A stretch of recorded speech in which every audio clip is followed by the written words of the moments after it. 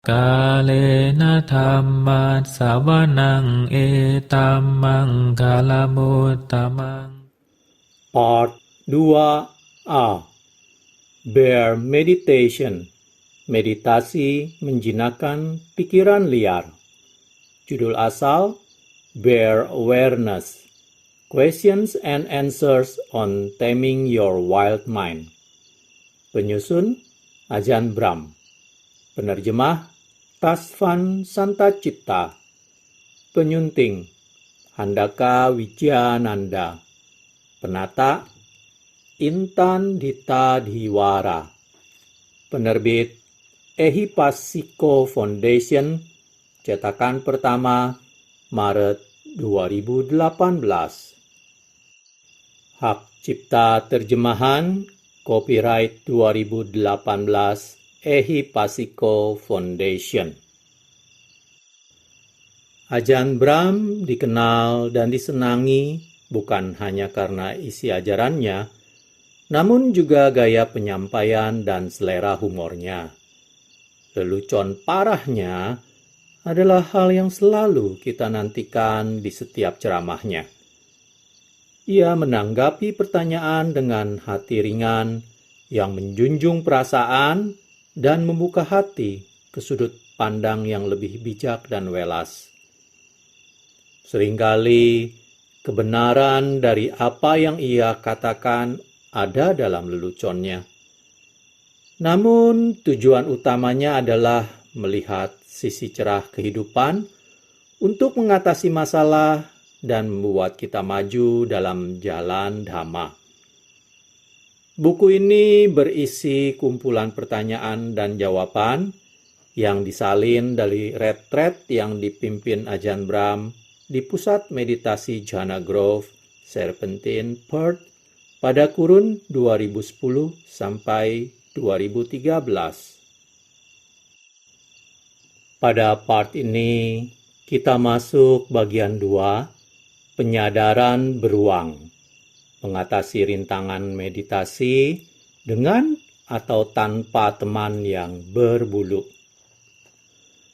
Kadang pikiran yang begitu konyol berputar-putar dalam batin saat Anda meditasi. Anda menangkap basah diri Anda berpikir untuk mencuci baju yang telah Anda kenakan seharian penuh dan merenungi apakah mesti menggantungnya di tali gantungan pada jahitan bahunya atau terbalik, atau melipatnya di tengah. Sudah cukup buruk dihujani pikiran yang nalar, apalagi pikiran konyol. Akan tetapi, Anda mungkin bertanya-tanya, bagaimana pikiran konyol itu bisa merembes masuk? Jawaban sederhananya adalah saat Anda kehabisan pikiran nalar, Anda melanjutkan ke pikiran konyol. Pikiran apapun akan dipikiri. Sama seperti saat Anda menonton televisi dan Anda benar-benar bosan. Pertama, Anda melihat semua acara yang menarik. Jika tak ada yang menarik, Anda akan menonton apapun, bahkan yang paling konyol pun, untuk mengisi waktu. Akan tetapi, jika Anda menghargai keheningan, Anda tak perlu dihujani pikiran sama sekali. Tak kala Anda mengalami suatu kadar keheningan, tolong, janganlah takut terhadapnya. Banyak orang merasa berada dalam keheningan itu di luar zona nyaman mereka. Mereka begitu terbiasa berpikir dan sudah sangat mahir berpikir. Mereka akrab dengan pikiran. Itu adalah tempat mereka biasanya keluyuran. Namun tanpa pikiran, aneh rasanya. Mereka merasa tidak yakin apa yang mesti dilakukan saat tidak ada pikiran melintas dalam kepala mereka. Maka mereka perlu membuat-buat pikiran, dan kemudian itu membuat mereka merasa lebih enak. Ini nyaman. Mereka sudah terbiasa dengannya.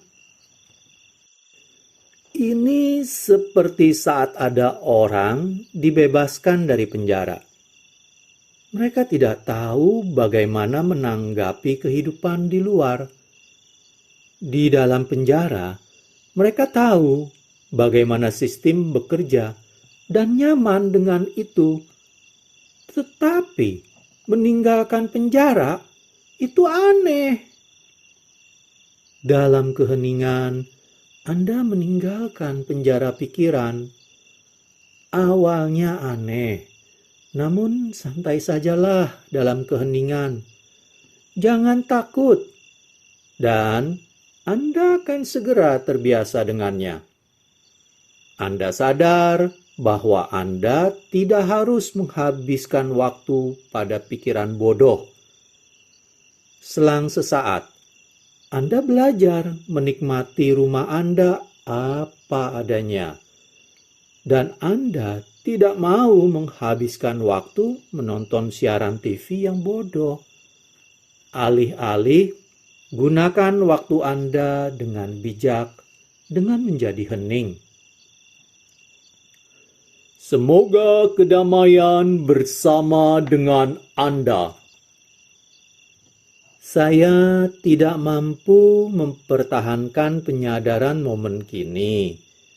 Pikiran selalu muncul di antara napas ke napas. Mengapa?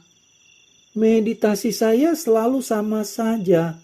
Bahkan setelah 3 tahun melakukannya. Cemerlang. Bagus sekali. Semua orang ini yang mencoba mendapatkan sesuatu, mereka itu egois.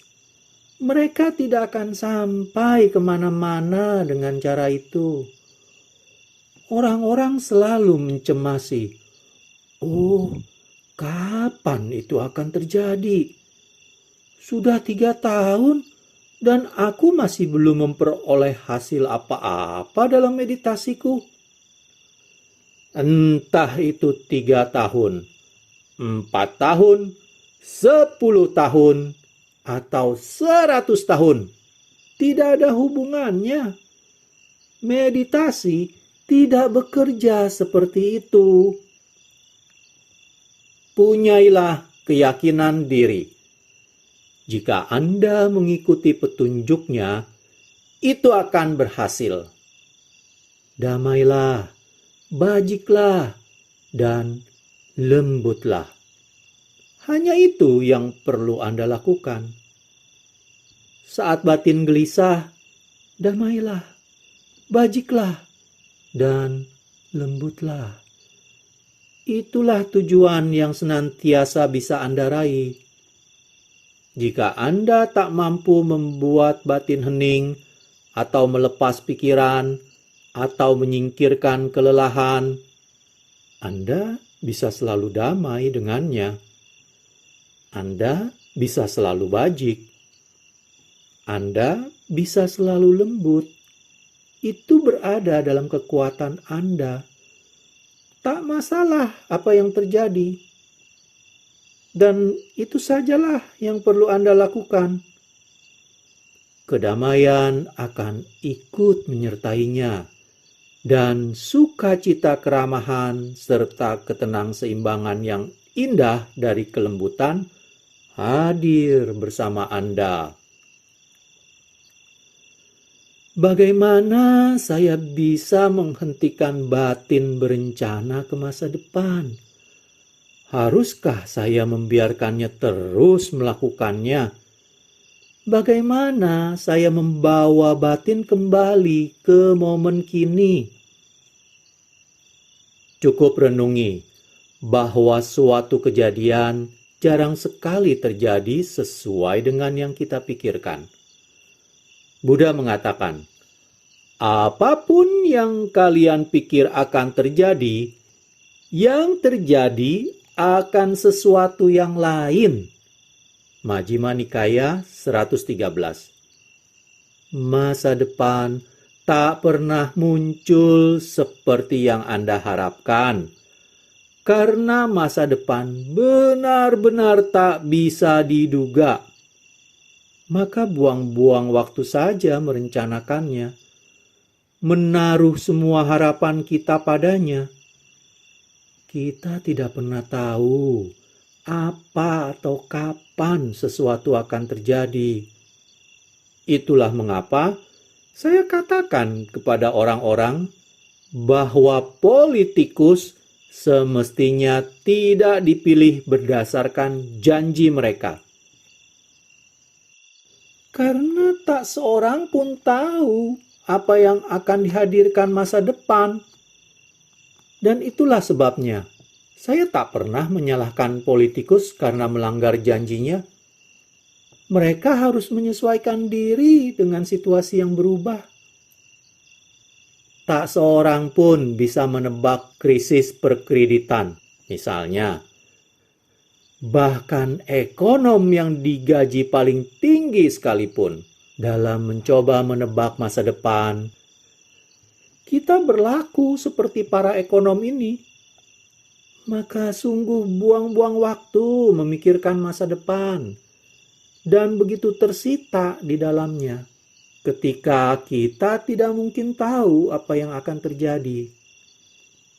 Jika Anda tak begitu disibukkan dengan pikiran seperti ini di luar meditasi Anda, maka Anda tak akan terusik oleh pikiran-pikiran itu saat Anda bermeditasi. Anda pernah bilang bahwa pikiran itu diundang, dan selama ini saya meyakini bahwa pikiran muncul saja dengan sendirinya. Menakutkan bagi saya untuk berpikir bahwa saya sesungguhnya mengundang pikiran yang tak menyenangkan. Apa yang memicu pikiran itu datang? Apakah itu karena kita mendambakan perasaan tertentu, emosi tertentu? Tepat sekali. Bagus sekali. Itulah yang namanya wawasan. Karena Anda terbiasa dengan emosi, maka saat emosi tidak hadir di sana, Anda merasa agak rindu. Aku kini bahagia dan merindukan dukaku. Berikut ini cerita mengenai prosesnya. Suatu ketika, ada profesor berandal di Harvard yang dikeluarkan karena mengonsumsi narkoba, lalu pergi ke India dan menjadi guru spiritual. Beberapa lama kemudian, ayah salah satu muridnya harus masuk rumah sakit karena mengidap penyakit parah. Putrinya berpikir ide yang bagus untuk membawa guru spiritualnya menjenguk ayahnya. Ayahnya adalah warga Amerika Serikat konservatif yang tidak mau berurusan sama sekali dengan orang aneh yang tak punya masa depan, berambut gondrong, dan tak berguna. Namun, putrinya tetap memutuskan mengundang gurunya. Saat ayahnya melihat orang aneh ini masuk ke kamarnya di rumah sakit, ia berseru, "Keluar dari sini! Aku tidak mau berurusan apapun dengan kamu." Putrinya menghampiri ranjangnya untuk bicara dengannya. Sang guru, karena senggang, mulai memijati kaki sang ayah.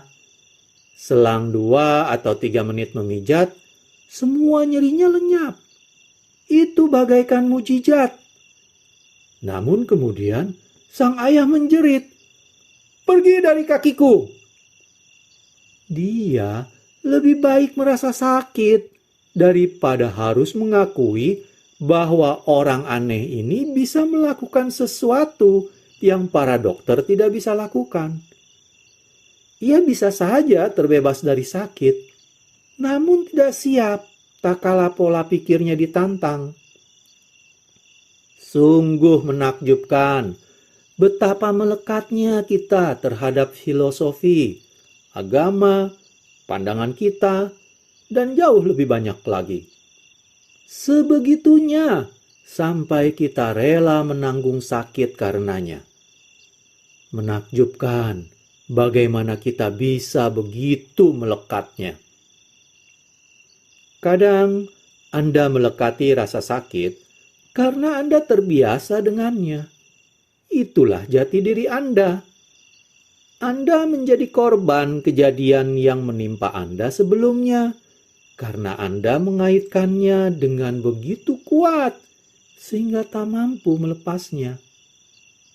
Melepas duka, rasa bersalah, atau kemarahan Anda bisa terasa seperti melepas jati diri Anda dan menciptakan orang yang benar-benar berbeda. Namun, jika Anda mampu melepas gambaran identitas yang Anda pikir adalah Anda, maka Anda juga bisa melepas segala hubungan dengan bagaimana Anda terluka pada masa lalu atau bagaimana Anda melakukan hal-hal buruk kepada orang lain. Tak kala Anda mengetahui bahwa tak ada satupun dari itu adalah diri Anda tak lagi melekatinya. Anda tak lagi memiliki hal-hal yang lengket, tiada keakuan untuk menempelkan Anda pada masa lalu. Anda tidak mengidentikan diri dengan semua barang usang itu, serta pikiran tua penyiksa mengenai masa lalu tidak lagi muncul. Mengapa? Karena itu tidak ada hubungannya dengan Anda. Itu bukan urusan Anda. Bukankah itu mengagumkan? Salah satu ucapan kesukaan saya adalah, bukan urusanku. Sebaik saat diperoleh. Dalam sebagian besar waktu, saya berhasil mempertahankan penyadaran napas, sedikit sekali pikiran, dan merasa relatif damai. Kadang suatu pelepasan lebih mendalam terjadi, dan segalanya menjadi sangat terang dan membahagiakan. Tampaknya yang menghentikan meditasi adalah sedikit ketakpuasan, bahwa hal-hal tidak sebaik yang biasa diperoleh. Ditambah lagi, terlalu banyak upaya mengendalikan. Mengapa saya tak bisa melepas upaya mengendalikan ini? Padahal saya bisa melihat bahwa inilah yang bikin masalah. Berikan waktu kepada meditasi. Anda tak bisa mengharap tiap meditasi bakal bagus. Ini ada suatu cerita. Ada orang pergi bekerja Senin pagi. Malamnya ia kembali ke rumah. Namun tidak memperoleh gaji untuk menunjukkan hasil kerjanya. Ia kembali bekerja lagi Selasa. Benar-benar bekerja keras. Namun masih juga belum dibayar. Ia berkata kepada istrinya, "Sia-sia saja pergi bekerja. Aku tak dapat uang." Namun, istrinya menyuruhnya bekerja. Dan demikianlah, hari Rabu ia pergi lagi. Namun hal yang sama terjadi. Tidak ada bayaran. Hari Kamis, ia pergi bekerja karena ia tidak punya kegiatan lain yang lebih baik. Masih saja tidak ada bayaran. Ia berkata, "Apa gunanya bekerja? Kamu tak pernah dibayar." Namun sang istri memerintahkannya. Maka pergilah ia bekerja Jumat pagi. Pada Jumat sore, atasannya memberinya cek gaji bernilai besar. Ketika ia pulang, ia berkata, "Sayang, aku baru mengerti sekarang Aku hanya akan bekerja hari Jumat saja. Anda semua tahu makna cerita konyol ini. Anda dibayar pada hari Jumat untuk semua pekerjaan yang Anda lakukan sepanjang minggu tersebut. Sama pula dengan meditasi. Kadang Anda tidak memperoleh kedamaian atau kebahagiaan apapun. Namun kali berikutnya, Anda mendapatkan gajinya. Lalu Anda berpikir, mengapa tidak semua meditasi saya seperti ini? Mengapa semua hari bukan Jumat? Mengapa semua hari bukan hari gajian? Kenyataannya, bukan seperti itu kerjanya. Ingatlah bahwa tidak ada yang namanya meditasi yang buruk. Anda sebenarnya membangun kualitas spiritual melepas dan kebijaksanaan penyadaran dan kebajikan. Kali ini mungkin tidak menghasilkan sukacita, namun Anda tetap membuat kemajuan. Anda mungkin bahkan tak melihat kemajuannya, namun itu ada di sana. Lalu kemudian Anda mendapatkan cek gajinya. Kini Anda pikir bahwa meditasi berikutnya akan ada cek gajinya juga. Tidak mungkin. Kemungkinan besar Anda harus berupaya lebih banyak lagi. Anda memperoleh cek gaji karena kerja keras yang Anda lakukan dalam semua praktek sebelumnya. Pahamilah itu. Dan Anda memahami bahwa melepas adalah sesuatu yang Anda bangun atau kumpulkan. Cek gaji hanya datang sesekali. Berusaha tidak mengendalikan batin. Saya menjalani penyadaran selagi berjalan atau makan. Saya hanya konsentrasi pada gerakan badan saya. Tetapi pikiran tidak baik muncul. Seiring saya mengamati, mereka lenyap. Namun saat saya melepas, mereka terus muncul seperti kereta gerbong. Pikiran demi pikiran. Apakah saya harus mengamati atau melepas mereka? Lepaslah mereka. Dan tolong, jangan gunakan kata konsentrasi. Bagi saya, itu seperti kata makian. Konsentrasi, satu-satunya yang seorang meditator mesti renungi adalah konsentrat jus apel atau jeruk. Meditasi tidak ada hubungannya sama sekali dengan konsentrasi. Dan itu bukan terjemahan yang baik dari kata samadhi yang berarti keheningan. Maka tolong janganlah berkonsentrasi. Itu mengerahkan terlalu banyak daya. Ketika pikiran datang, cukup biarkan mereka berlalu. Dan Anda akan menemukan keheningan. Bayangkan mengangkat segelas air dan berkonsentrasi memegang gelas itu supaya tak bergerak sama sekali. Lihatlah gelas itu dengan penuh penyadaran dan usahakan memegangnya supaya tak bergerak sama sekali. Gelas air ini tidak akan pernah diam. Entah betapa kerasnya Anda berkonsentrasi. Anda hanya akan jadi frustrasi. Bagaimana Anda membuat air ini hening? Letakkan saja. Air akan menjadi diam dengan sendirinya. Biarkan segalanya pergi. Dan keheningan pun terjadi. Berkonsentrasi dalam meditasi adalah kesalahan. menemukan keseimbangan yang benar antara melepas, supaya gelas menemukan keheningan, dengan memusatkan pada pernapasan tergantung dari keputusan Anda.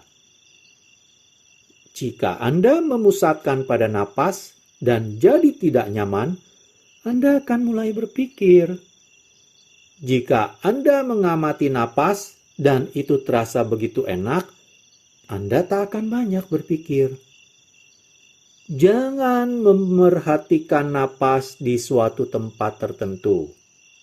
Jangan mengamati napas di hidung atau perut. Cobalah memerhatikan napas tanpa mengetahui lokasinya dimanapun pada tubuh Anda. Cukup ketahui bahwa napas masuk atau keluar. Namun bukan di mana napas masuk atau keluar. Itulah cara latihan terbaik. Cukup ikuti arah kebahagiaan. Jangan berupaya terlalu keras. Saat keheningan bertumbuh, saya merasa damai dan benar-benar menikmati napas. Namun, tak lama kemudian, hidung saya menegang. Di mana saya harus memerhatikan napas? Meskipun saya mencoba memerhatikannya di kepala atau dada, itu terasa tidak nyaman. Kadang saya bahkan mendengar debar jantung. Tolong beri nasihat. Debar jantung tidaklah nyaman untuk diamati. Jika Anda mendengarnya, pindahkan saja perhatian Anda dari sana dan kembali ke napas. Kadang saat Anda menjadi sangat hening, Anda mungkin memperhatikan dan terusik oleh detak jantung Anda. Untuk mengatasi usikan itu, ada trik pemusatan yang bermanfaat. Bayangkan, saya duduk di depan Anda, dan ada biku-biku di samping saya. Jika Anda memusatkan ke wajah saya, setelah beberapa lama, biku yang duduk di sebelah kanan saya lenyap. Dan Anda tidak melihatnya lagi. Demikianlah ciri khas memusatkan. Apapun yang ada di tengah layar Anda, medan perhatian Anda, itulah yang batin Anda pusatkan. Dan segala hal lain tidak termasuk. Ini seperti menonton TV. Sebentar saja batin mengepaskan masuk ke televisi, entah seberapa besar televisinya. Anda tidak bisa hanya melihat pinggirannya, hanya apa yang terjadi di dalamnya. Sekalipun Anda punya televisi segitiga, gambarnya akan kelihatan sama dengan yang segi empat. Begitulah cara kerja fokus. Jika Anda mengamati napas, Anda mungkin masih mencerap detak jantung Anda.